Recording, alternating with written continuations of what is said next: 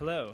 I hope you can all hear me, and I recognize we have the good fortune of being right after lunch, so we hope you're all well-fed and eager to participate in this next conversation. Thank you so much for being here. This panel really does present an exciting opportunity to have a discussion with some key entrepreneurial leaders in the social sector, the business sector here at home in the United States, and all around the world. One of the top concerns that entrepreneurs have articulated everywhere, and perhaps more so in the last few years because of what's been happening in our financial markets, is access to capital.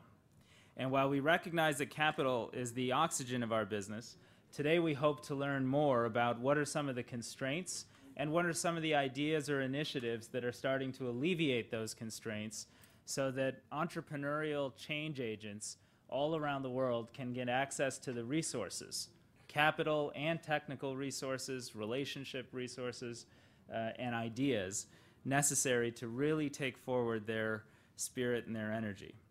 At the U.S. Agency for International Development, we've had a long history in providing support to entrepreneurs in various forms. We're proud to have supported microfinance and microenterprise in more than 60 countries. In 2008 alone, we supported more than 4 million borrowers and almost 3 million savers, 62% of which were women. But as we all know, microfinance is one small part of what's necessary.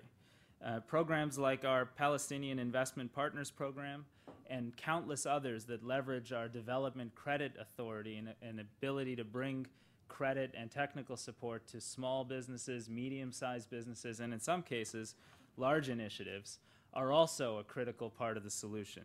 In fact, one of the program leaders from the Palestinian Investment Partners is here today, Fatima Al-Jada, and we were pleased to understand that our recent support for your work has led to a sewing workshop in business that's created sales growth of over 130% and 65 new jobs.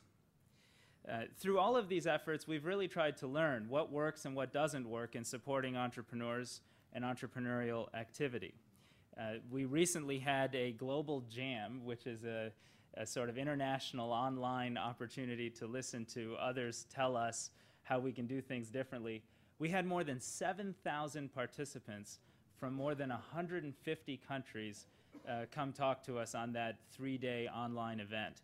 And it was a great opportunity to listen to leaders from all around the world. But what we heard led us to believe that we have some challenges going forward in this space in particular.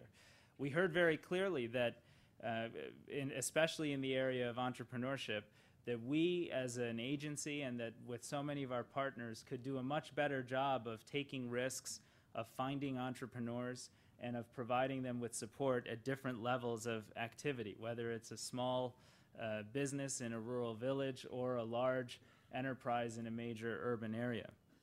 We learned that deal flow is a real constraint for firms and for funds that are out there, especially when trying to provide support in $20,000 at a time to small-scale businesses.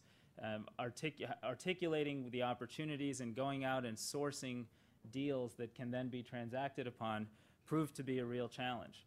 And we learned that some of the tools that we have here in the United States, as advanced as they might be for our economy, are not always the most effective tools to be deployed in Muslim-majority countries, especially in this area and in this field. So to help grapple with some of these challenges, we're pleased that today we have an absolutely outstanding panel to have an open discussion with you about those challenges and a number of others. And I will just briefly introduce each of our panelists. First, Arif Naqvi is founder and group chief executive officer of Abraaj Capital, the largest private equity group in the Middle East, North Africa, and South Asia, with paid-up capital of $1.5 billion. Abraaj has been associated with some of the region's most notable transactions and has won numerous awards, including the Middle East Private Equity Firm of the Year award from the London-based Private Equity International, 5 years in a row since 2005. Wow, that's quite telling. Thank you for being here, and we look forward to some of your ideas, especially on creating SME funds and what you look for in an entrepreneur. Fred Hochberg is the 23rd president of the Export-Import Bank of the United States, the U.S. government's official export credit agency. Mr. Hochberg has more than 30 years of experience in business, government, and philanthropy. From 2004 to 2008, he was dean of the New School for Management and Urban Policy. And from 1998 to 2001, he served as deputy and then acting administrator of the Small Business Administration. Before that time, he was the president and chief operating officer of the Lillian Vernon Corporation, where he led the transformation of a family mail-ordered company into a publicly traded, highly successful direct marketing corporation, and was called one of the greatest success stories of American entrepreneurship by Forbes magazine. And that's in a country with a lot of competition, so thank you, Fred. Melody Barnes is the director of the White House Domestic Policy Council and the president's and leads efforts to craft and execute the president's domestic policy. She has served as executive vice president for policy at the Center for American Progress from 1995 to 2003, and as chief counsel to Senator Edward Kennedy on the Senate Judiciary Committee.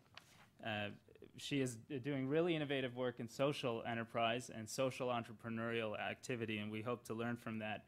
And you should also all know that she is a graduate of the University of Michigan, which is an outstanding place to go to school. Putra Sampurna of Indonesia led his family's company to become one of the 5 big tobacco companies in Indonesia over the course of 25 years, as a board member, director, and then chairman. His diverse experience includes decades of involvement with philanthropic works, and he serves on the board of a foundation in his name that is dedicated to education in Indonesia. In March 2005, the Sampurna family sold their interest in the tobacco business to Philip Morris of the United States. He has since taken a strategic decision to reinvest a substantial portion of the proceeds from the sale in his home country in efforts to establish business opportunities for entrepreneurs and other corporate leaders. He continues to oversee strategy for his group of companies, which has a global portfolio of diversified businesses. Thank you very much for joining us today. So I'm going to start just by asking Arif if you'd like to make a short introductory statement and maybe speak a little bit about what you're looking for in great entrepreneurs. Thank you very much. Good afternoon, ladies and gentlemen. I heard what you said about everyone having had a good lunch, but the worst part of speaking of lunch is we have to compete with the memory of the dessert. So thank you for at least focusing on this panel. Ladies and gentlemen, I think that we are actually living at a very watershed moment in the world's history. And we all have a tendency to forget the past and to think that the worst is behind us. And what a lot of people forget is that we've just lived through arguably the most traumatic times in the global financial markets that certainly anyone living today can remember. And this process has led to a whole series of things that I think we're going to see the repercussions of for many, many years to come. For example, there are untold studies on the fact that when people go through shock and when they go through the sort of cataclysmic financial events that we've all been through, they become conservative in nature. And if they become conservative in nature, they tend to save more, they tend to look at the ability to spend in a very different way. The scars don't go away for a very long time. And that, of course, has got an immediate knock-on impact on entrepreneurship around the world, because by definition, entrepreneurship is meant to be about risk-taking. Now, I will tend to disagree with that as we go forward, but one of the things that I feel very strongly about is that, at least in my part of the world, which is about all I can speak to, and my part of the world is what we call MENASA, Middle East, North Africa, and South Asia. So it's a large part of the world from Morocco to India, and encompasses most of the territories that we call the Muslim countries in the world. I think that, by and large, the worst effects of the financial crisis were avoided, and a lot of growth and prospects continue to be there. Many countries in that part of the world are either oil exporters or have achieved self-reliance in the services industries and so on. And we feel in that part of the world that governments will continue to spend, governments will continue to evolve new mechanisms. of providing more capital down into the private sector, and so on. But having said that, I think it is very important to recognize that entrepreneurship and small and medium enterprises have never taken, venture capital has never taken center stage in our part of the world. I myself run a private equity firm that has always looked at opportunities of a larger scale and looked at investing into businesses that are either infrastructural in nature or provide seriously large returns on capital. We are of the view, increasingly so, that venture capital and the focus on small and medium enterprises has got to increasingly take center stage, because there are issues that are out there that can only be addressed by venture capital, entrepreneurship, and small and medium enterprises.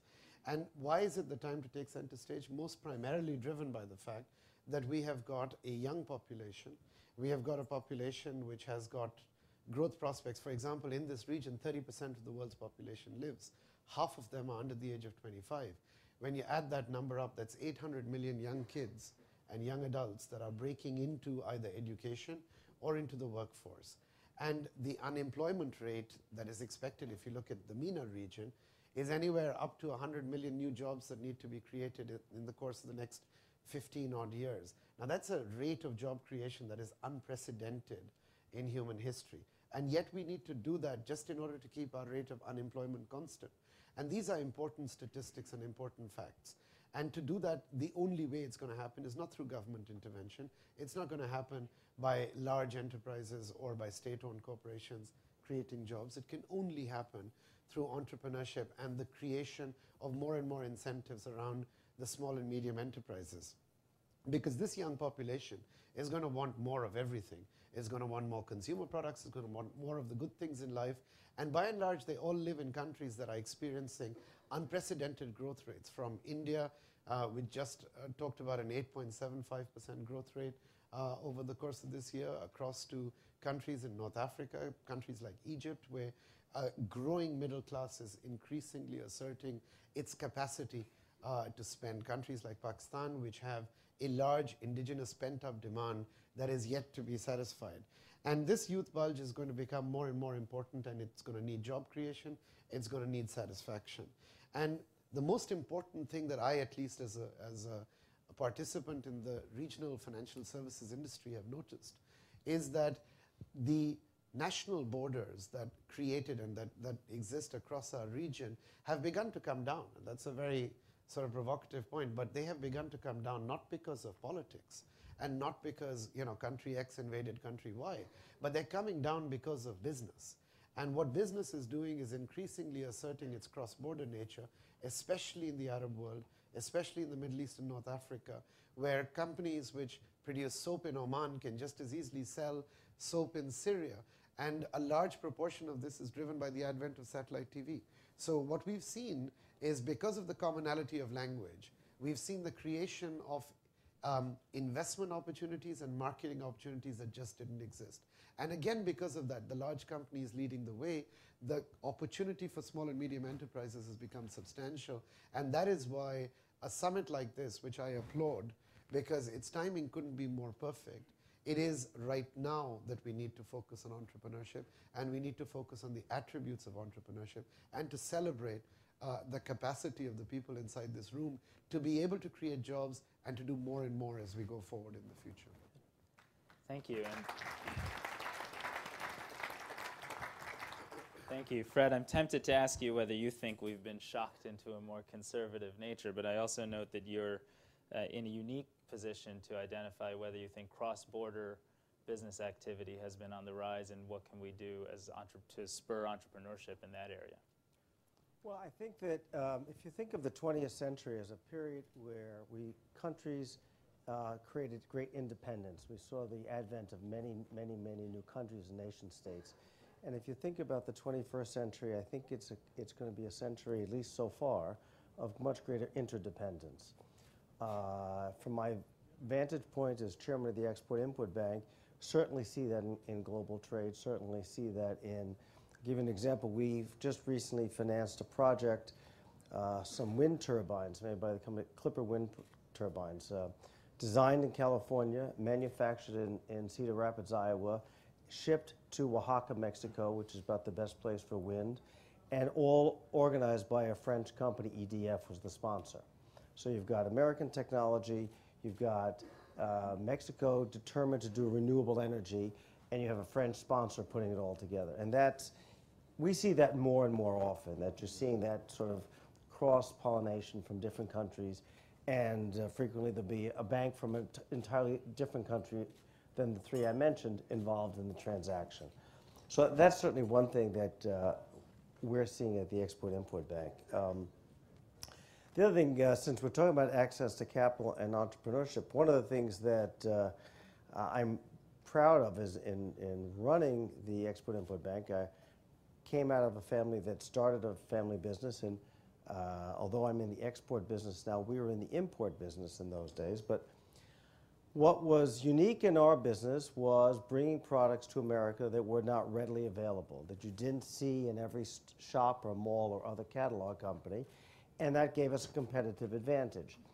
And one of the things I see from my vantage point at the Export-Import Bank is we help export American products, sometimes consumable, more often technology and infrastructure projects that add a different dimension to the country they're in, and therefore help create entrepreneurship and wealth. And I'll give you one example. In Indonesia, a company called Lion Air that started by two brothers in the travel business, started a small airline, and they have borrowed through the Export-Import Bank over $700 million, purchasing Boeing aircraft, building an independent, privately held airline company that in all likelihood will probably go public one day, and that's actually helping entrepreneurs in another country tap into American capital to build their business. And just in closing, when we finance a product, we require the business or the sovereign to put down 15%. We finance 85%. In this environment, it's not easy to find anybody to finance 85% with 15% down. So if I have one message, that is one thing for entrepreneurs to look about importing, because you'll have an export credit agency like Exim to help finance your business. Great. Well, I know you'll get many takers on that today. Lion Air is a great example, and Melody, as we turn to you, especially because it's hard to imagine a social entrepreneur finding an institution in this country or anywhere around the world where they could leverage the volume of capital, $700 million that Fred was talking about. But you've been really pioneering different ways of thinking about financing social entrepreneurship, and perhaps there's something you could tell us about that. Sure, I'm happy to. Well, first of all, it's great to be here this afternoon. And we see social entrepreneurship as the other side of the coin from private sector or business entrepreneurship. We recognize in the private sector that's an enormous, a critical variable in the U.S. economy, contributing to 50% of U.S. jobs, 65% of U.S. jobs in the last 10 years. But at the same time, we know that it's critical that we focus on social entrepreneurship. And we believe that social entrepreneurs are really, they're transforming their communities, they're transforming our country, and indeed they're transforming the entire world. I mean, they're acting globally. And the things that we've done to focus on that have really been spurred by what we've seen already taking place in communities around the country. I don't know how many people here, for example, are familiar with the work of Jeff Canada and the Harlem Children's Zone. So Jeff is sitting in his community in Harlem, New York, and he's thinking about that 1 square mile in Harlem and what's happening to children there and their ability to go to a good elementary school all the way through K to 12 and then on to college, and recognizing all the impediments, all the hurdles that are preventing children from achieving that goal. So he set about in that community to transform and to change. And what he started many years ago now is several charter schools, also a baby college, literally going door to door, knocking on the doors of parents saying, hey, I hear you've got a new baby in your house. Let us help you in terms of the kinds of training that young parents need, particularly those who are socioeconomically disadvantaged, so that you can make sure your child is ready to learn the health benefits, the education benefits, on to elementary school, on to college, and providing wraparound services in that community to those families. That idea then spurred the president during the campaign to think about promise neighborhoods, an idea that we've started to work on to take to scale based on the idea that Jeff had and working in communities around the country. That's the premise for a lot of the work that we're doing. And we can see this in a range of different areas, really exciting social entrepreneurs taking these ideas, bringing them to scale. And now we think, well, what if we went about doing business differently in the United States, building on this idea the president had during the campaign with the Harlem Children's Zone and in turn Promise neighborhoods. But what if we started to think about ways to set up innovation funds in the government and work in collaboration with the private sector to do business in a whole new way? Recognizing that government can't and shouldn't do everything, recognizing that the philanthropic sector isn't set up and over the last several decades hasn't been able to bring all the great organizations to scale. What if we partnered and collaborated to find the most exciting, promising ideas, promising entrepreneurs and organizations out there with some proof of their theory that we can take to scale? So that's the idea that sits behind the Social Innovation Fund that is now housed at the Corporation for National and Community Service. That's the idea that sits behind what we call I3, or the Investing in Innovation Fund at the Department of Education. And we see similar funds and certainly interest in similar funds at departments and agencies across the government. Again, the best ideas on the ground, something that's been proven, people with a good idea that need that collaboration and that support and that catalyst from the private sector, the philanthropic sector, and the public sector to take it to scale in their community or around the country. And in many cases, we expect and hope to see globally. That's great, and it is so exciting, having had the chance to see Harlem Children's Zone, to know that we have a government policy that is fundamentally focused on taking great innovations like that to scale. So it's very exciting, and it also makes me think, as we transition, Putra, to you, that you've been so successful at thinking about big scale in corporate marketing, in consumer products, and a range of other areas. And yet now, when we were talking earlier, you were very focused on very, very small scale businesses and entrepreneurship. Why have you changed your focus, and if so, why? Thank you, Raj. You know, developing our businesses in Indonesia at that time, we had to deal with this distribution, and the distribution was very small shops and wholesalers. And these are basically the entrepreneurs that we're talking about. I think, like Arif said earlier, we're going to have a problem of finding tens of millions of jobs a year that are entering our markets. Now, you know, microfinance, the jury is still out whether microfinance actually creates jobs or it just takes care of the earning glitches in an individual. My feeling is that it does alleviate poverty on individuals, but it does not necessarily create the jobs that we need to create to satisfy the needs. To me, we need to develop, we need to instill the encouragement of developing what I call mini businesses. And those are smaller than what we normally call small businesses in the normal parlance of SMEs. You know, when we start talking about small or large importers or exporters and big innovators, we're talking about $500,000 or millions of dollars of needed capital. I'm looking more at those people that need only $10,000 to $20,000 to start up a business. So we're dealing with individuals that are less educated and basically come from the rural areas. And I think we have to find some way of encouraging them to take the first step, if you will, to create the jobs that we need.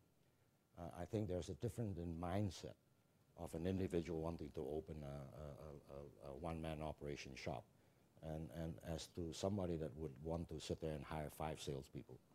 Okay, it just takes a different mindset, and we have to sit there and try to reach those individuals. So I look at, you know, hopefully that what will come out of this summit and the ones that come after is a movement, if you will, the creation of a movement for the private sector to enter the field of entrepreneurial development with the same momentum and the fervor that they entered the microfinance field, you know, after Muhammad Yunus started this great euphoria. the second theme that I'm looking at is if you look at although we're the panelists on access of capital, I think you've got to look at the total equation. I don't think just saying we can help them find this money or that money does really help. We have to look at we have to look at an equation. And on the left side of the equation, we've got the entrepreneur. We've got to help them understand or aware of what services are available, what finances are available. We also have to help them with a business language, if you will, to get their concepts investment ready. Okay, and on the other side of the equation, and on top of that, we have to sit there and help them continue with their business and increasing their intellectual capacity, if you will, for those companies that have the potential to grow, because that's where we can create additional jobs. On the other side of the equation, then we have to sit there and look at the sources of the capital. I mean, you know, to me, the capital markets and investing public, okay, is very new in a lot of our markets. Okay, and this is where you might have angel funds here, but in other countries, angel funds don't exist. So I think on the other side of the equation, we have to sit there and look at how do we find the resources available, and we should also help develop that side of the equation. Banks basically do not lend to small enterprises, or they're very wary of startups. Okay, so we have to, I think a better model would be something like the SBIC in America, where private initiatives are made with their own capital, but they have access then to government funding at favorable rates. The other big area that I think is we should promote are the angel funds, where the well-to-do in society can contribute towards the challenges that we meet in entrepreneurial development. And interestingly enough, to me, our cultures of community inclusion and Sharia lending, okay, where there's shared success in a venture or failures of the venture. I think that bodes well for this whole concept of funding entrepreneurs. Okay, where you know it's participating in the good and the failures, if you will. So that's an accepted concept within our cultures. Okay, so now you're dealing with the entrepreneurs. On the other side of the equation, you're dealing with the sources of the capital, and in the middle, then what we need to do is to have a center that can bring all the different stakeholders together. Okay, and that's where you need the communications portals, where the entrepreneur can talk to mentors, and we have to find a mechanism of not, you know, a rural villager is not going to go to Jakarta to go to school and learn about entrepreneurship. So we got to sit there and figure out programs and literature, and then we have to find systems of delivering that into the rural areas, and that's going to be the big challenge. They're not going to have access to a computer. They're not going to be able to sit there and say, by the way, I got this great investment, and who would you want to, who would like to invest in my idea? So there, to me, once you do that, then at the end of the day, you have to allow the angels to talk to each other. Can we pool our resources to help this person? We have to sit there and go to the rural areas and teach people. And then we have to allow SBICs to talk to each other. And then we have to basically internationally talk to each other and learn from our own experiences. One of the things that to me, that USG and other international agencies can do would be to set up a global center for entrepreneurial development, for instance. Because the answers are all there, basically. It's just somebody has to sit there and bring it together. I was talking to Rick from Silatech this morning, and you know, we basically are working in the same direction. Problem is, I'm developing it on my own in Indonesia, he's developing it out in Qatar, And to me, it would make a lot more sense if we did it all together and as a group, as opposed to doing it in parallel. And I think this is where global center for entrepreneurial development under the leadership of a USG or any other international agency would be very helpful. Well, thank you. Okay, and then lastly, I think, it's the creation of the capital. Yeah. And that's the creation of SBICs and basically angel funds. Good. Well, thank you. We'll come back on SBICs and on some new SME fund ideas. I do want to make sure, as I look around, I'm amazed by the quality of this gathering. And so, in addition to wanting to say hi to so many friends, we should just take some comments and questions really from the floor. Back there. And could you please introduce yourself, I think, as we do that. My name is Junaid Iqbal, and I'm from Pakistan. And the question I have to, especially can everyone hear me? Or Hi, Assalamu alaikum. My name is Junaid Iqbal, and I'm from Pakistan, and it's a pleasure and an honor to be here in this distinguished gathering.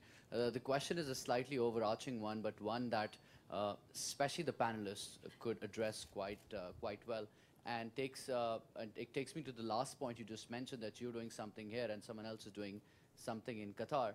Now, a lot of entrepreneurs are here from all over the Islamic world, and a lot of the people from the US government are here as well, and then there are global financial leaders like Mr. Arif Naqvi. What is it that you guys think we can all do here to take this to the next step? Because we're talking about starting VC funds, we're talking about developing ecosystems, we're talking about doing angel investing, so on and so forth. But in one part of the world, a Palestinian girl gets an opportunity to be an entrepreneur in a school class, whereas in Afghanistan, a girl does not ever go to school. So how do we crack the code on this and actually achieve some of the bigger goals that are laid out for this summit? And I think some of the best leaders on this panel could probably address that, and maybe the wider conference could think about this. Thank you. Thank you. Arif, can we start with you? And also, if you could weave into your comments something about your thoughts on SME funds and angel funds in response to Putra's points. Well, I think I'll answer your question, but I'd like to sort of step back for a second and just talk about the fact that what you were saying, Putera, is something which is very relevant, which is each country has got its own initiatives going on, or each region has got its own initiatives going on, and arguably we should centralize. I think there's a lot to be said for leaving it as it is, because this whole bubbling and incentivization that is going on all over the world, harnessing the power of the web, looking at the ability of people. I mean, we're 300 people sitting in this room, but I believe there are tens of thousands watching us all around the world at embassies and other locations. That power that already exists needs to be unleashed, actually. And then you're not going to need anything called a global institution for entrepreneurship, because entrepreneurship will bubble. We're all from largely the Muslim communities and Muslim countries of the world, and the one thing that all of us have in common, without doubt, is we live in reasonably paternalistic societies. And we all have or had relatively big governments, and the role of investment, the role of job creation, the role of driving opportunity was either with government or with big businesses.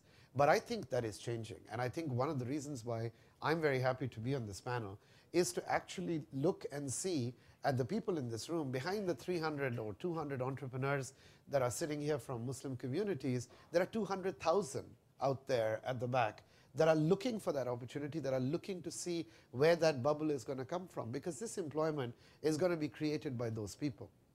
So going into discussions around access to capital, going into where opportunity can come, I think that because of the fact that we are having this discussion today, because of the fact that there are lots and lots of points of access to capital. I, for example, I'm not a firm believer in the use of the term social entrepreneur.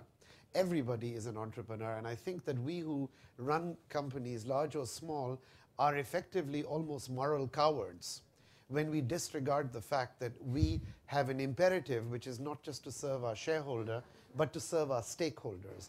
And our stakeholders means our communities. We in the Muslim world largely live in communities that don't have access to running water, that don't have access to basic healthcare and sanitation. So when we look for social entrepreneurs to do their job, we're almost abrogating our responsibility. Every company in our part of the world should largely weave it into its thinking as being a part of its mandate, as a reason for its existence. And I know it's done to an extent in the West. I think it must become an imperative for our part of the world.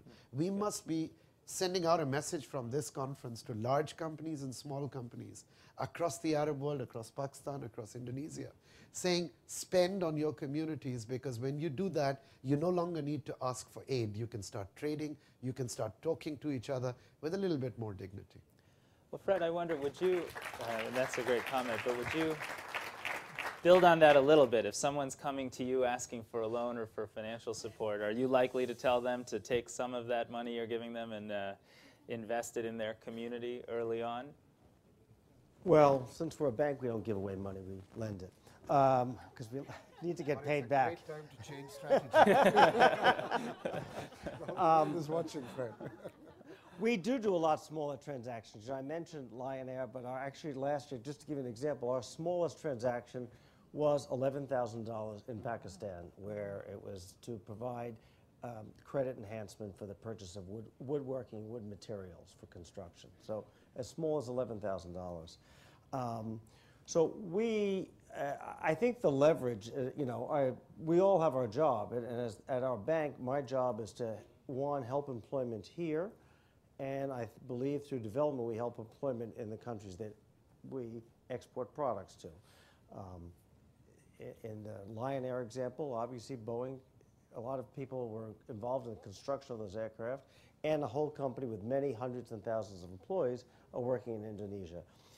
Another small company in the medical area, a company I met in Florida called Dematech, which stands for Dental and Medical Technology, and they sell surgical sutures around the world. One of their clients in Cairo, IM Trading, began with purchasing as little as $50,000 a year, but with our help, helping both the buyer and the exporter, they're now doing 7 times that amount. They're doing over $370,000 a year.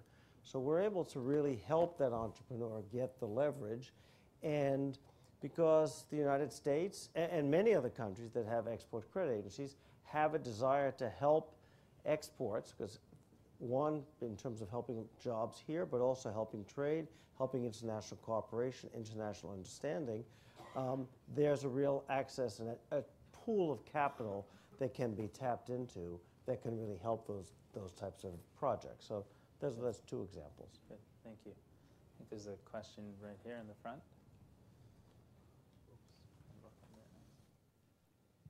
Thank you very much. My name is Fadi Ghandour. I'm from Jordan. Just a word in support and defense of the microfinance industry in the presence of Muhammad Yunus and our mentor and our godfather here. So I don't know if the jury is still out about micro-entrepreneurship being creating jobs, but I can tell you that if you ask a woman that borrows some money and ask her, are you better off today than you were after you had borrowed than before, and she would tell you most probably yes. And that is good enough for me. The other question is in time when you're spending trillions of dollars bailing out industries and bailing out banks, micro-entrepreneurs 98% of the time pay back. They pay back because they are responsible and they are people that we can bet on. So we just need to remember that as we scale down, the responsibility of paying back is much higher. So that is what we're all about here at the end of the day. This is what entrepreneurship and micro-entrepreneurship is. I just wanted to make that statement in defense of there's one other. And 80% of the borrowers are women. We need to remember. We're going to take one more comment. I think there's a hand here, then we'll come back to the panel, then we'll take other comments and questions. I'm Hala Saeed. I'm from Egypt. The question is on access to finance, talking about small and medium enterprises and micro enterprises, and one of the main challenges is access to capital and access to finance. And let's face the fact that whether banks or other financial intermediaries, their main focus is basically they are commercial institutions, and the bottom line is their main emphasis. They want to make profit, and the idea of providing capital or finance to small and medium enterprises is really a challenge for these enterprises. My question is here, what can we do? What is the model here? Whether we, in Egypt, we have quite the past 2 years, we have a great emphasis and a great focus on access to finance. A lot of institutions in Egypt are basically very supportive to this initiative, whether from the banking sector or others. And we are training bankers to provide finance to entrepreneurs. We are also training entrepreneurs to be bankable, providing them to present proper cash flow, put proper business strategies and things like that. However, still the mindset. It's the issue of changing the mindset of people. Mr. Ghandour was talking about repayment, and they know, everybody knows that repayment is very high in this segment. However, there's still reluctancy for this. The other issue is for the startups. Nobody wants to offer finance. Finance for startups is really a major challenge rather than the ongoing business. So I just want to, is it basically we're talking about specialized institutions? Is it the commercial banks? Is it the investment banks? What is the best model? And how can we, I know we are on the right track. It may be, it's slow because we need to change the mindset, but we want to make this move faster because this will definitely have a major impact on economic growth and development in the region. Thank you very much.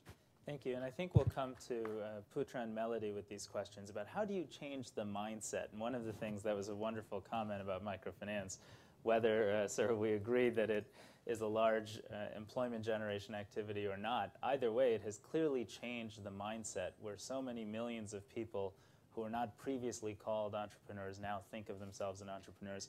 Maybe, Putra, you can speak about how do you change the mindset in that mini business category you started talking about? Yeah.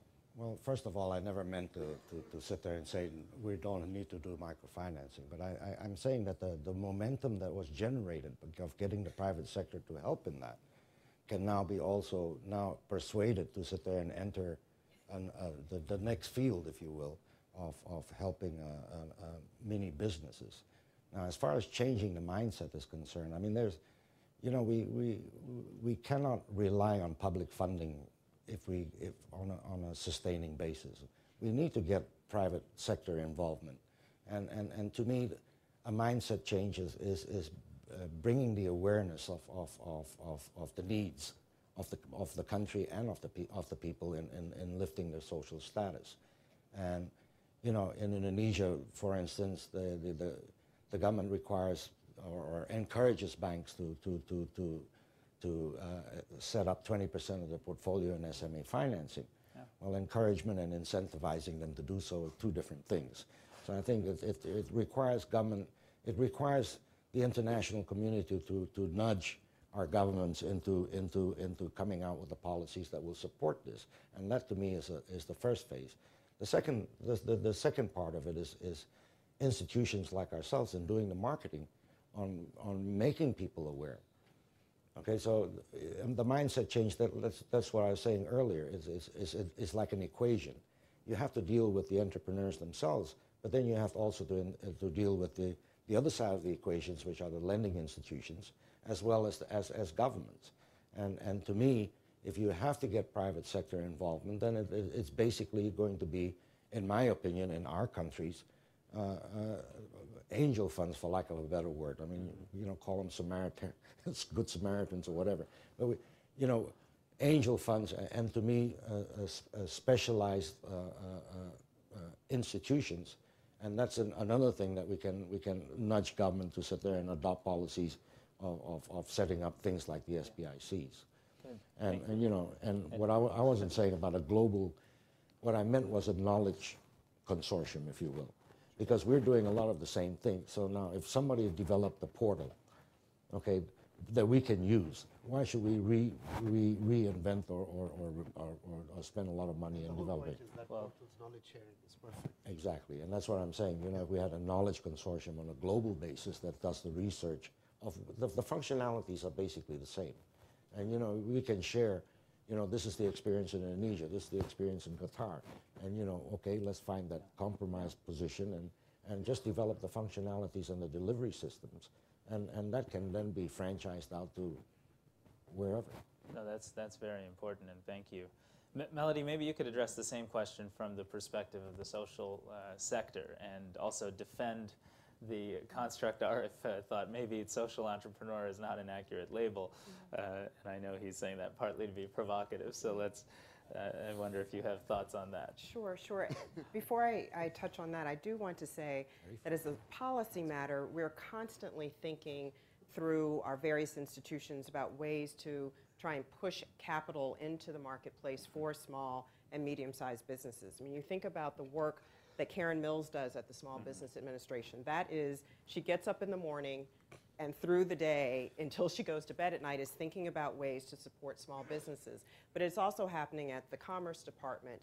You know, Fred is thinking about it. Ron Kirk is thinking about that at USTR. And in fact, all the agencies and departments across the government have requirements that require them to think about ways to support small business. I was just with the person who heads the Small Business Administration at the Department of Defense, billions and billions and billions of dollars, and they are supposed to think about that every single day. So we're trying to pull and push those levers. And in fact, through the Recovery Act and the work that we've been doing there is we've just been trying to unfreeze the markets coming out of the recovery, but recognizing the particular difficulties for small businesses, putting $1 billion into community development financial institutions so that they specifically are working with small businesses and nonprofits in their communities to try and make sure that those businesses have access to capital. So we're constantly thinking about those levers as well.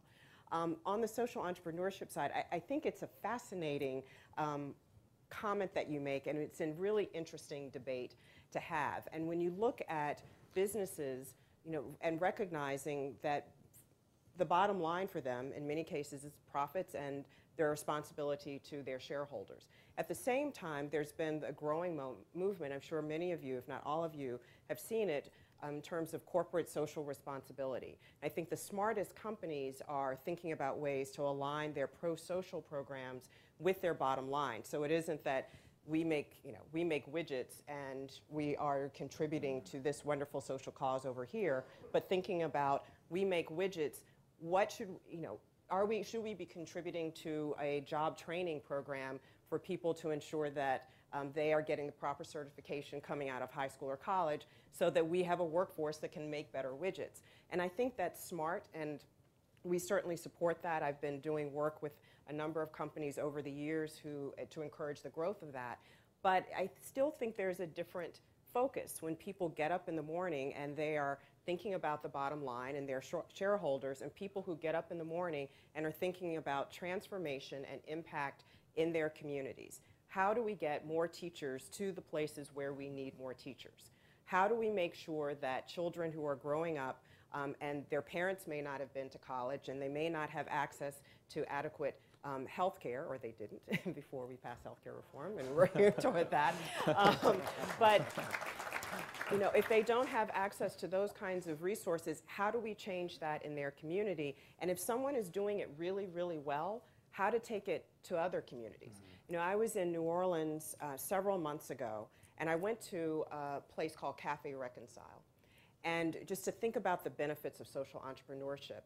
And I was talking to, and Cafe Reconcile is a cafe, but it's also a job training program for some of the most hard-hit communities and individuals living in New Orleans. And training them, recognizing the big hospitality market in New Orleans, training them to work in restaurants and in hotels across the city.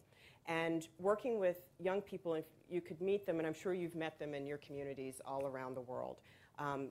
Drug use, teen pregnancy, broken homes, et cetera. But to meet these young people and to hear their stories. And one young man told me he's one of 10.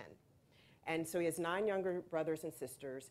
And literally the act of him getting up in the morning to get dressed to go to work and look professional, he said all of his brothers and sisters would get up to watch him do that and to literally clap as he walked out of the door. He's changing the way that they're thinking about work and what it means to get up and be responsible for work every day. That is one of the benefits that's coming off of the work that Cafe Reconcile is doing. It isn't about a profit, although they are running a business, but it's also about how they're transforming the community and transforming the lives of those individuals who are being impacted by that program. So I think having this happen across the board is critical, but I think social entrepreneurship still has its important place in our society. Great, thank you. I know there are some more questions there. We'll go in the back first.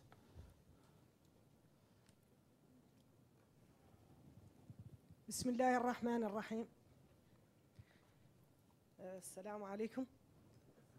Fatima min Mauritanie. Je vais parler un peu en français pour, si ça ne vous dérange pas, parce que je ne parle pas bien l'anglais. Bon, je dirige une organisation des femmes chefs d'entreprise en Mauritanie. Et je voudrais vous poser ici des questions. J'espère que je vais trouver une solution. Depuis 2 ans, l'entrepreneuriat féminin dans notre pays, elle est beaucoup... Elle commence à être un peu fatiguée à cause de ces années de crise économique. Et je voudrais aussi vous expliquer que chez nous, on a fait le social avec l'entreprise. Parce que cette organisation regroupe 500 membres. Et on a créé des mutuelles de crédit et d'épargne, une mutuelle pour les petites et moyennes entreprises, une mutuelle pour l'artisanat et le tourisme, et une mutuelle pour les commerçantes. Bon, tous ces mutuelles qui ont été créées, c'est sur nos fonds propres. Les femmes ont cotisé et on a réalisé ça sur nos fonds propres et on a essayé de contacter tous les organismes financiers pour qu'ils puissent venir à notre aide et on n'a pas trouvé de réponse. Mais c'est ce qui nous a donné le courage qu'on a pu avancer. Quand on n'a pas eu un financement, on s'est dit qu'il faut se baser sur nous-mêmes et il faut avancer. Et depuis, ça fait en 2004 que ces mutuelles ont été créées. On donne crédit, les femmes payent et ça marche. Mais tout cela, c'est sur nos propres fonds. Donc maintenant, le problème de l'entreprise féminine, c'est l'accès au crédit.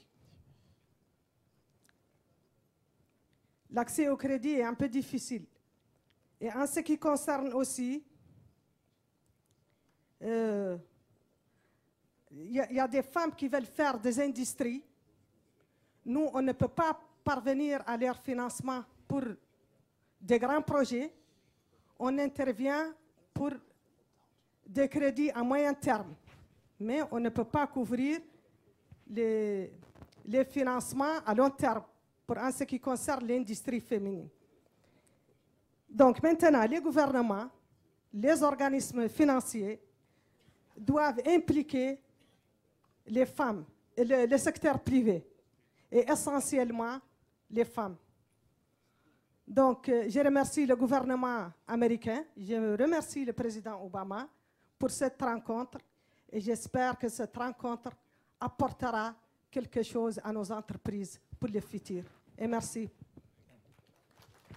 Thank you. let me, I'm a poor translator, but let me try, since I was listening in English, and I don't know if you were, right? No, okay. It's all in your the way the technology is working today. So thank you very much for that wonderful comment, and I will try to paraphrase what you just said briefly, that you're running a group of businesses with women in Mauritania, and over the last 2 years, there's been a tremendous amount of activity, but some lost momentum in supporting access to credit for those women entrepreneurs. That there's been a significant blend of social work and business in the enterprises in your group, savings exchanges, artisan shopkeepers, a full range of activities. And women are contributing to these funds, but your efforts to recruit larger scale financial support from formal financial institutions have not been effective. So it sounds like the women in the group have been creating their own revolving credit pool, supporting each other to take on ever larger programs, but they can't seem to get access to the larger scale finance to do industrial type projects that could really be drivers of real growth. And your concluding comment we appreciate, which was thanking President Obama for bringing us together today to solve that problem. And that, and that of course, is a tremendous, did I do okay for those of you this week? But that's such a common problem that we hear about over and over, where now there are millions of particularly female entrepreneurs that have reached a certain scale and potentially could go that next level. And yet it is harder to connect them once they leave perhaps the microfinance institutional environment to that next level of financial support. So Arif, maybe I'd start with you and then go to Fred, but you also could talk a little bit about how you think about supporting small and medium enterprises. Can you envision specific carve-outs or solutions for this particular problem, and how would you pursue that? Well, I think the one thing that we all agree is what a number of people have said so far, which is that banks do not like lending to entities that are below a certain scale or size on their radar screen, and generally speaking operate on very, very strict and tight commercial principles. Now, there's nothing wrong with that. And we have to understand that it is not a bank's duty to lend. It is good for the bank to follow a particular process. Because at the end of the day, as we've come to see over the last couple of years, banks actually are the ultimate moral arbiter of ensuring that a financial system remains secure. However, there is clearly a need and a clear opportunity for funds and government entities, whether in the United States or in the individual countries, to start operating on a much more aggressive basis in this sector, because as we've all discussed, this is the sector that is going to lead to growth. Now, for example, in my region that I operate in, I see countries like Egypt, Jordan, I could name actually a lot of countries that are very aggressively following a very sensible and sustained route to developing and evolving a enabling framework for small and medium enterprises. Unfortunately, I can't comment on Mauritania. I don't know anything about it. And that's my ignorance, not the fact that it's not being done there. However, communication, which is critical, like you said, a lot of different enterprises in different geographies are doing things. I think, again, harnessing the power of the web, again, harnessing the availability of knowledge, the idea of bringing together knowledge-sharing platforms is an excellent one. Secondly, the availability of capital through new funds being set up and providing a strong intermediary impact with governments in order to bring in localized support systems in individual countries is the way to go. And there is no substitute to providing that capital. It is that capital with the expectation of lower earnings. Everybody in this room and outside this room over the course of the last 10 years made a fair amount of money and exhibited some form of greed. Well, it is a little bit of time to reduce that expectation on earnings and start talking a little bit more about that enabling environment.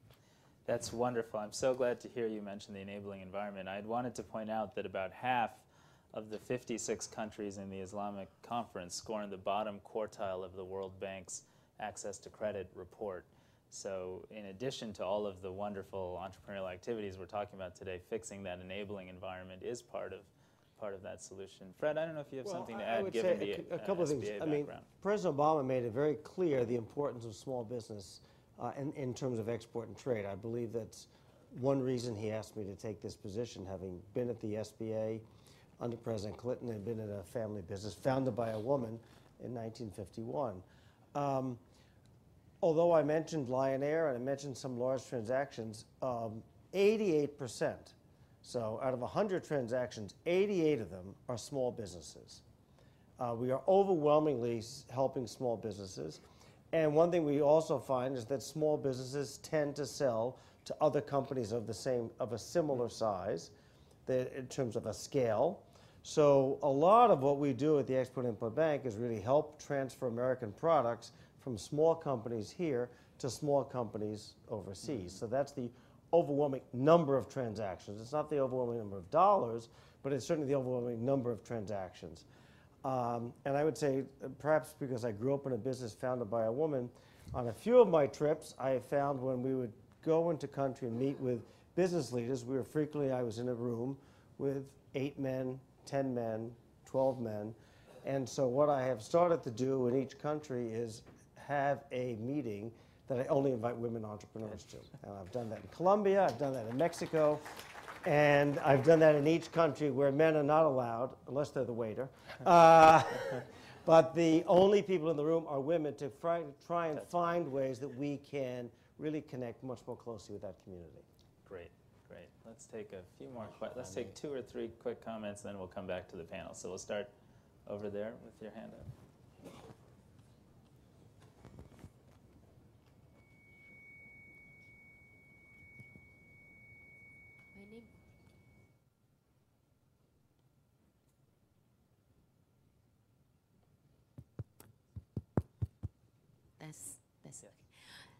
My name is Shinta Wijaya Kamdani from Indonesia.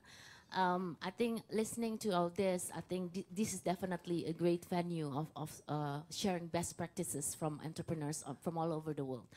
However, listening to you, Ms. Barnes, specifically, I can see that how great it is, the government involvement in terms of, government, the U.S. government itself in putting entrepreneurship as a priority agenda, and then to help the private sectors in then coming up with their initiative on the implementation. I can see this as one of the biggest issues that our challenge in Indonesia in terms of the government support. More or less one ministry, we're talking about coordination of many ministries. And I can see that this is going to be a major issue because a lot of the private sector initiative will go to the drain unless there is certain support that's given by the government.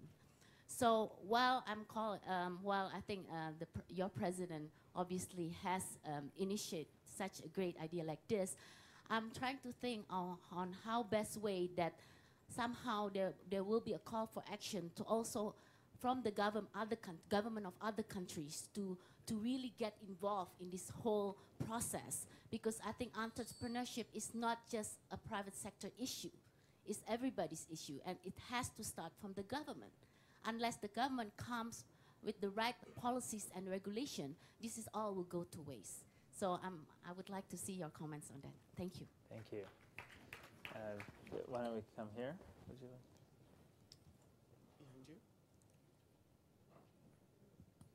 My name is Shahnaz Hussain. I'm from India. I started by borrowing $5,000 from a bank. I opened a salon in the house because it's too expensive to take a shop. And today, 30 years later, we have 800 shops worldwide and have gone into the Guinness Book of Records as the largest herbal chain of its kind in the world. We make cosmetics from plants, Ayurveda, which is plant power, and of course, trying to control the use of chemicals for beauty. I would like to thank President Obama for this fabulous idea of bringing all of us together to promote entrepreneurship. I think that all of us should be very, very grateful that a man like Obama walks the earth. Thank you. Thank you. Thank you. One more right there at the middle table, and then we'll come back to our panel. Assalamu alaikum. Excusez-moi, je voudrais parler en français. Je m'appelle Amadou Moussa. Je viens du Cameroun. Donc, si maintenant, concrètement, on dispose d'un projet qui répond aux critères d'éligibilité, qu'est-ce qu'on fait? On les dépose dans nos ambassades ou alors on rencontre le président Ogbe tout à l'heure? Voilà ma question. Merci. I don't need to translate that, I don't suppose. Well, Melody? Oh, okay, I'm sorry. Okay, we'll do that next. Melody, you want to take the great question about how can we get other country governments to be partners at promoting social entrepreneurship? And if you're also welcome to take to answer the question about whether the president is able to directly interact on specific ideas today. Sure. Well, I think on social entrepreneurship that, you know, we are all in many ways kind of going through this together. That the U.S. government embracing of this idea, we've certainly seen social entrepreneurs at work and the great benefit of it, and supported it in very isolated ways over time. But I think our embracing of it as a new way of doing business is something that we're just starting to do. I mean, the president asked me, and as part of the Domestic Policy Council that I direct, to create an Office of Social Innovation and Civic Participation, which we did.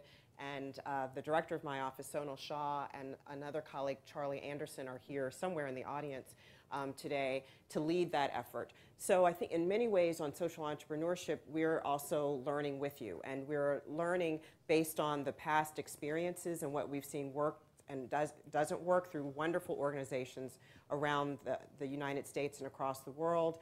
We're learning from the way that we've seen organizations scale up. And these funds that we've started, one of the things that we are asking, that we are requiring, is data and metrics. We have to have good, solid, evidence-driven information so that we can determine how to refine what we're doing and how to share that in forums like this with people from around the world.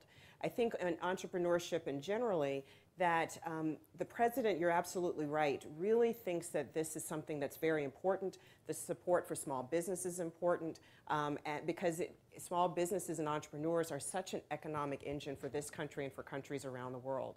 I've also seen, I spent about 10 years working on Capitol Hill, however, the struggles around that and thinking about how to support small business, how to support women-owned businesses, minority-owned businesses that are often struggling in terms of access to capital and access to opportunity, thinking about our policies around access to capital, but also our policies generally as we're setting the law and passing laws to make sure that we are encouraging and supporting small businesses and entrepreneurship in a way that's consistent with our values and not being a burden on or kind of shackling their growth and development. So that's something that we continue to work on because the president believes that it's so critical to our economic recovery because people in small towns and cities all over the country are those with the best ideas, whether they're social entrepreneurs or private sector entrepreneurs. So finding ways through our policies, through our institutions across the government to support their work, something that we believe in, it's important. But I think continuing these kinds of forums, we're thinking about the future and other ways that we can engage with people around the world will be a way that we can share not only what we've already done, but share and have a conversation about what we're learning together so that we can support these movements around the world.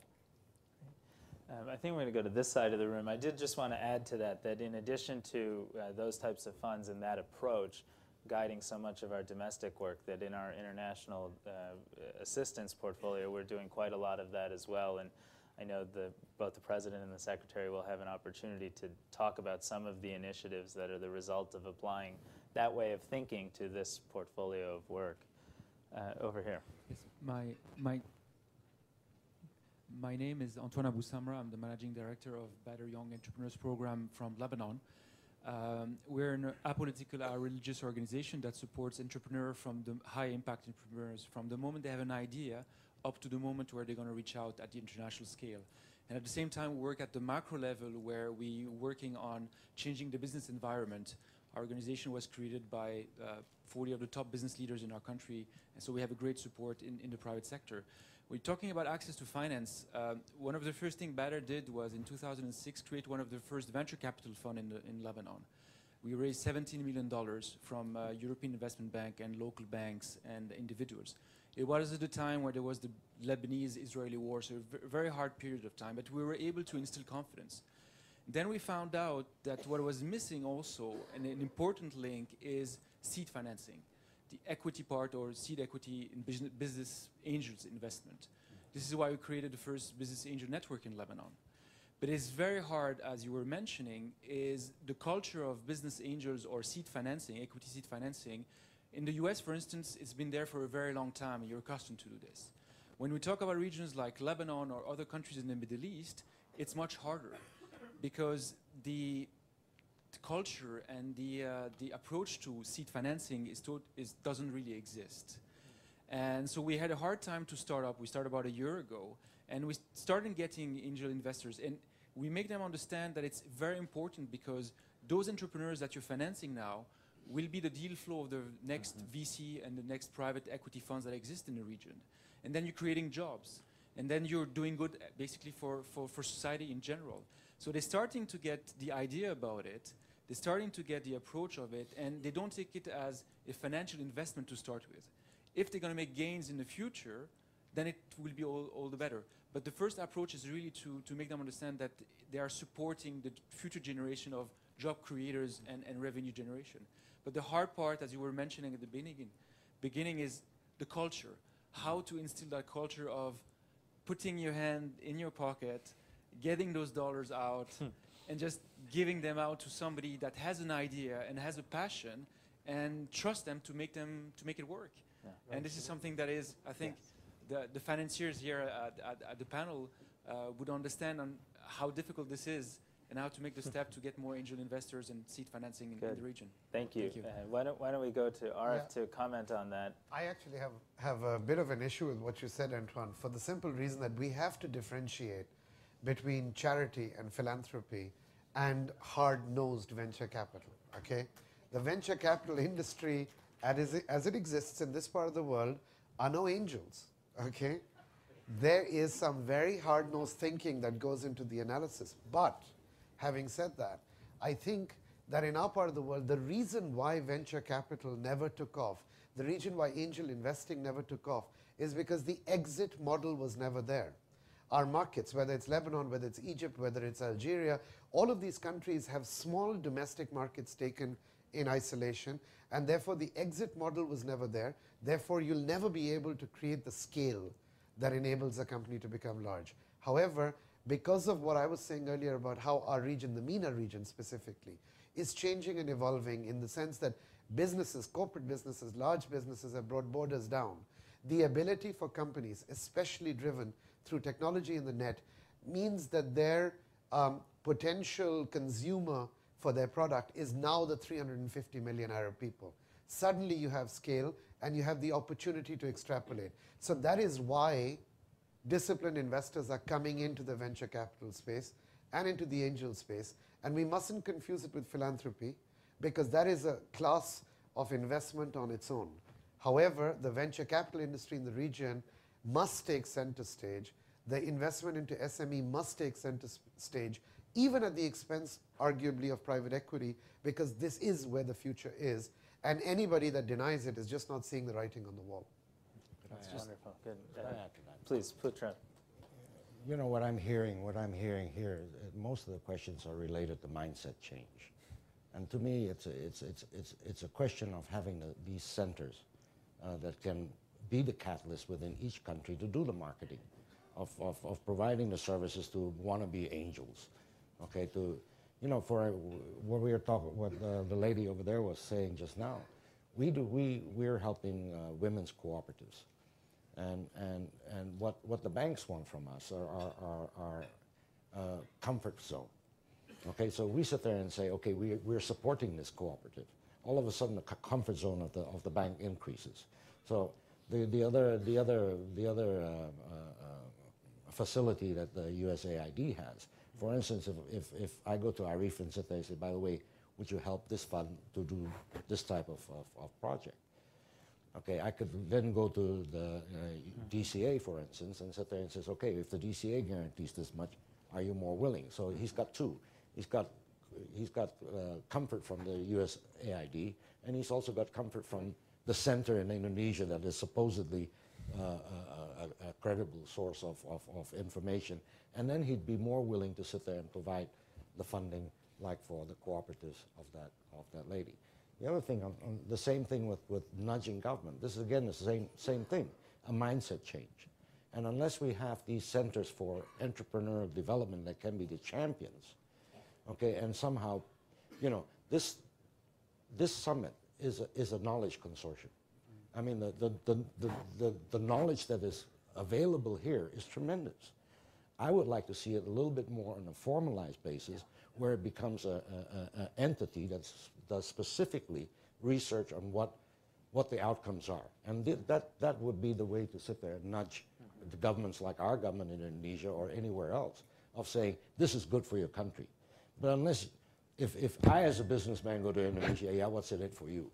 Yeah. You know, but we need something on an international basis, and that's what I was saying earlier, because if it becomes a knowledge consortium, then it has the credibility to sit there and tell our governments, look, here is why it's good for you, this is what it's going to do for your country, et cetera, et cetera, et cetera. Good, thank you. Why don't we come right here, and then we'll go back there. Thank you. I'm Puni from Indonesia. I just one very quick question. Maybe Fred, you would like to answer, but it's welcome for all of you. Who is the responsible group to create instrument or mechanism that makes the money that I saw there everywhere is so huge bunch, but going to the right direction for those who really need the money and do things properly? Who is responsible to create that instrument? Thank you. Okay. In the back, yeah. That's the enabling Alamin environment. Usman from Cameroon. I have two short questions. My impression with social entrepreneurship is probably the intensity of feeling the fact that one is social entrepreneur is not the same thing when you start a business, when you grow the business, and probably when you sell it and become wealthy. I would like to know, is it the same feeling you had before, Arif and Putera? And then I will come back to Ben's. If my presumption is correct, how do you make sure when you start a business, when you grow it, when you run it, you behave socially responsible? Ooh, lovely. Good. Okay, well, these are big questions. Lovely so question. We'll come to the group first to talk about how do we target, how do we build institutional partnerships so that credit or equity or whatever other instrument we're using to target resources reaches the communities that really do need them and don't otherwise have access, and then come to the panel to answer that set of questions. Fred, do you want to take that I'll first? throw one other comment out. I think when I served at the Small Business Administration in the late 90s, in thinking about this, and after I left the administration, I was dean of a school of public policy, and we quote-unquote taught social entrepreneurship, which is, but I think about social entrepreneurship as having sort of a double or triple bottom line, thinking about not only profits, but look at how you impact the environment, how you impact the sort of community that you're in. I'll say something maybe somewhat, at least we found this at the SBA, that women entrepreneurs in this country and minority entrepreneurs in this country tended to be far more socially responsible, generally speaking, than men who are entrepreneurs. I found that when we were at the SBA, that women who were in business and minority business owners tended to make sure they reached out to the community, provided mentorship, provided opportunities for other people like themselves in far greater proportion than we found in entrepreneurs as a whole. So to some extent, it may be just, it was somewhat cultural, and there maybe was a sense that coming from that community that made it more difficult, they actually tended to give back or tended to think more community-minded in their pursuit of their business. That was our experience in the late 90s. All right. I'll address the question that you asked, and I think what you were asking was essentially a little bit along the journey of entrepreneurism and then eventually the social responsibility. Look, I think of myself as much an entrepreneur as the young lady who was sitting in this chair in the first session. I feel the same sense of excitement when I go to work every morning. I have the same sense of wonderment at the world around me, and I have the same passion for what I do compared to what she was doing. The difference is age and arguably a little bit of scale. However, everybody, I feel, that believes in the concept of entrepreneurship must constantly also be thinking about reinventing themselves. Because, you know, somebody very smart once said, today's peacock is tomorrow's feather duster. Unless you evolve, you're really condemned to something completely different.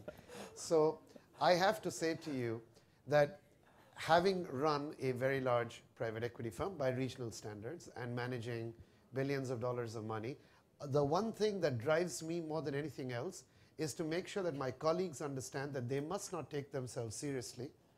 They must continue to work as hard as they ever did. And most important of all, think of being a company with the same heart beating at its center. So for that, you cannot lose the social perspective either. And that is why, at least in our case, we are totally focused on the stakeholder approach.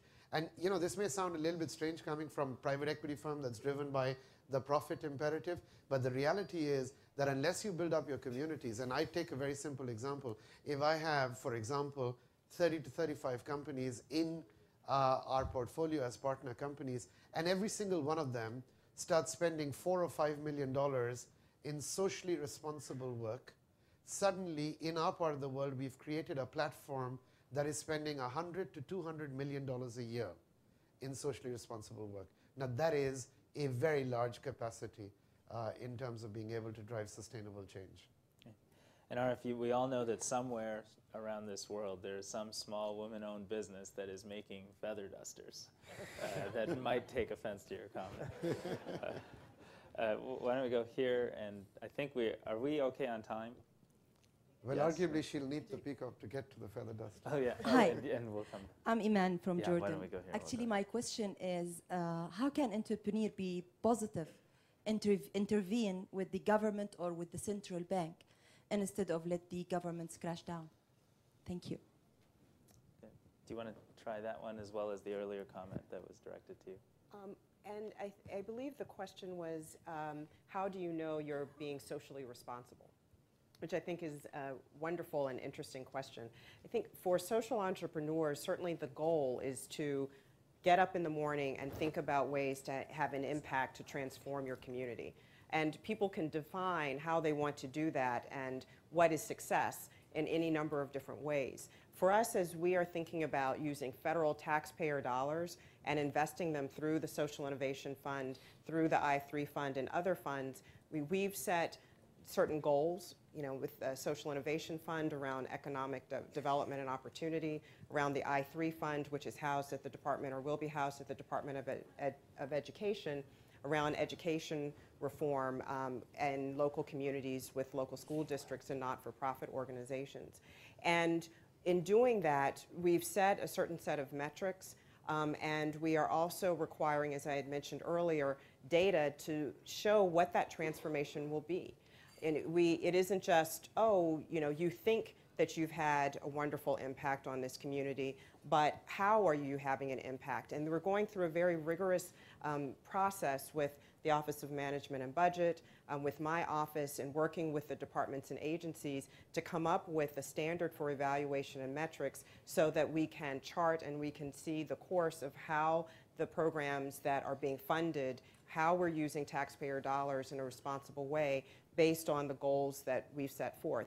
Certainly another administration could come along and say, we like this idea, but we see this in a very different way, and we'll have a different set of standards in terms of what is social responsibility. But I think that's a way to do it in a responsible and thoughtful way, and to invest those taxpayer dollars wisely. I think even as private investment and VCs are thinking about a smart use of their dollars, it is incumbent upon us to use federal dollars in a way that minimizes risk, but tries to to support the reward that we will get from those dollars.